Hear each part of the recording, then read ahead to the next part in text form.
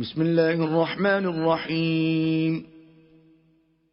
لم يكن الذين كفروا من أهل الكتاب والمشركين منفكين حتى تأتيهم البينة، رسول من الله يتلو صحفا مطهرة فيها كتب قيمة، وما تفرق الذين أوتوا الكتاب إلا من بعد ما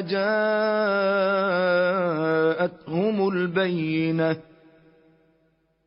وما أمروا إلا ليعبدوا الله مخلصين له الدين حنفاء ويقيموا الصلاة ويؤتوا الزكاة،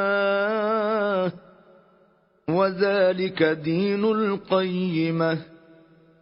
إن الذين كفروا من أهل الكتاب والمشركين في نار جهنم خالدين فيها، أولئك هم شر البرية. إن الذين آمنوا وعملوا الصالحات أولئك هم خير البرية، جزاؤهم